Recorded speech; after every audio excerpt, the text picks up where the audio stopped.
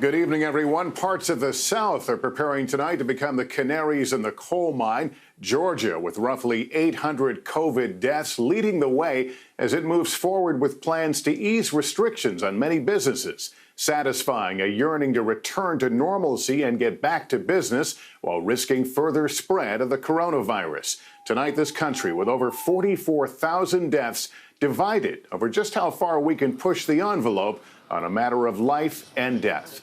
Our team has a lot to cover. Let's start with Blaine Alexander.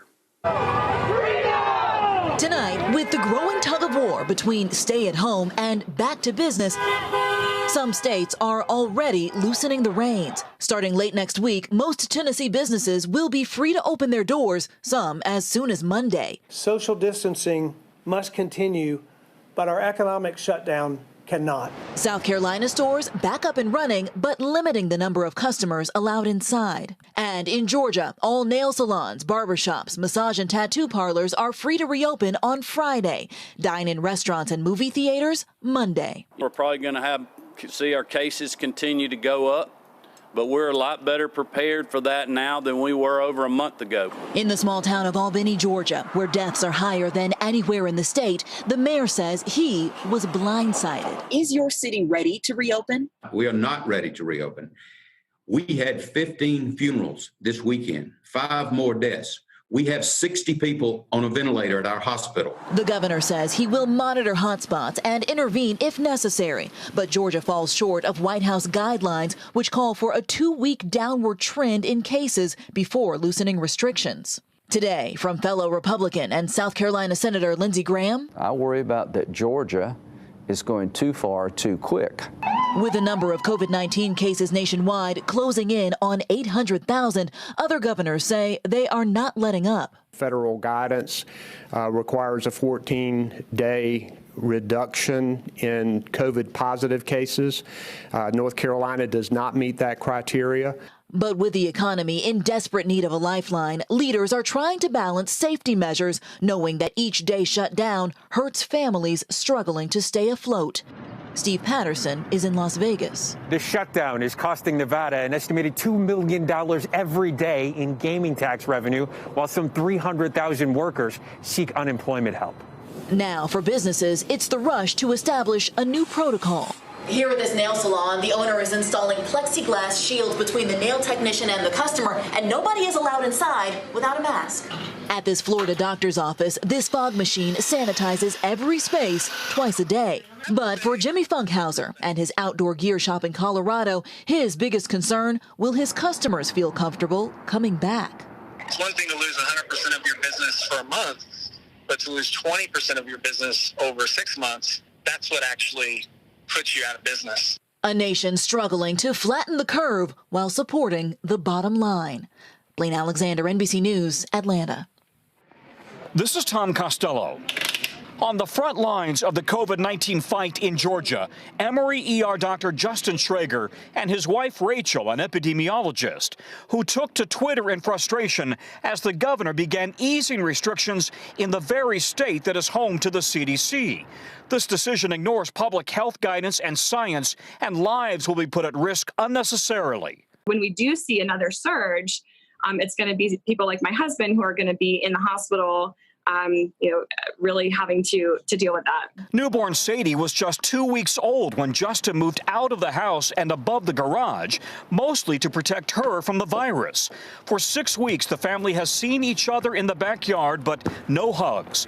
Rachel is all alone with the kids. I think I cannot do it for 18 months. This is something I cannot sustain for that long. Nationwide, exhausted healthcare workers are warning against lifting stay-at-home restrictions, fearing hospitals will quickly be overwhelmed by a surge in coronavirus patients.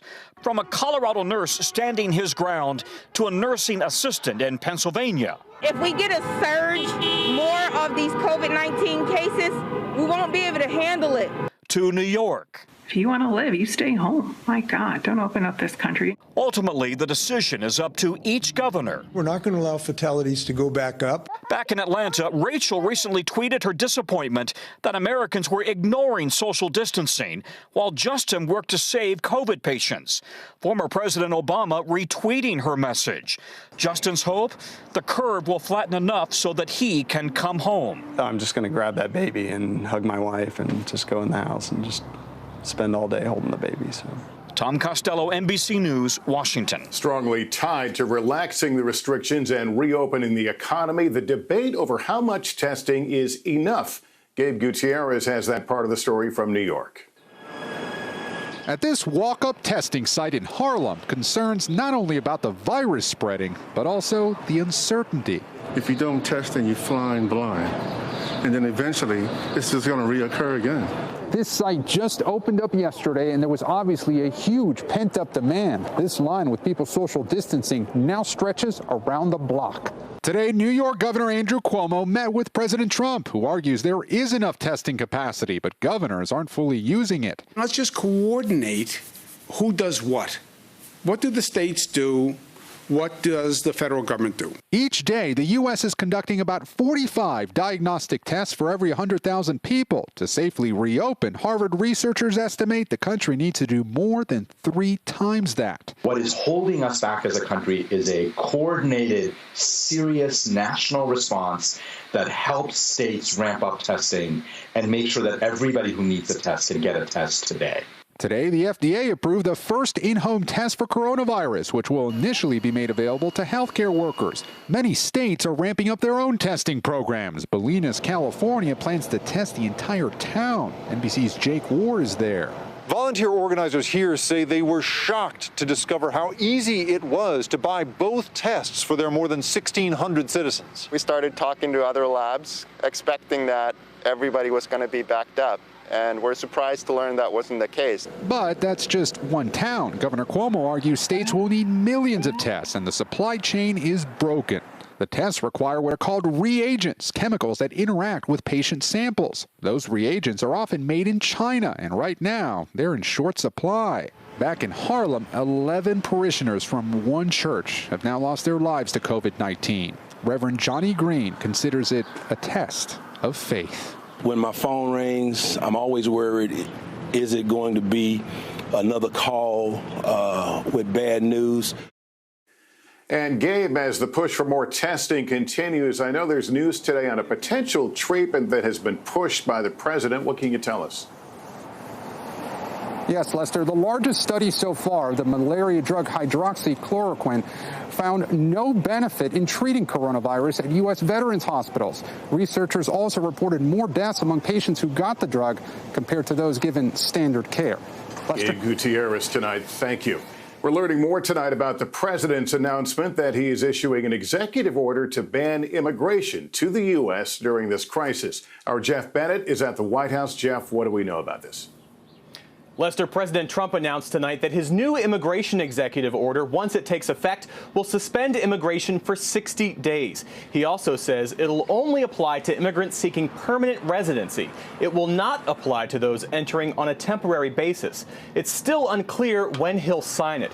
But even without an executive order, immigration during the coronavirus crisis has already slowed dramatically, with the administration imposing broad travel restrictions and suspending immigrant visas. Critics say the order is a political dog whistle aimed at energizing the president's base. Lester? All right, Jeff Bennett at the White House for us. Thank you.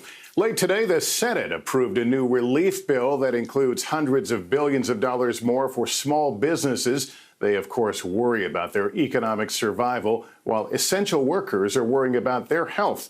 Here's Miguel Almaguer.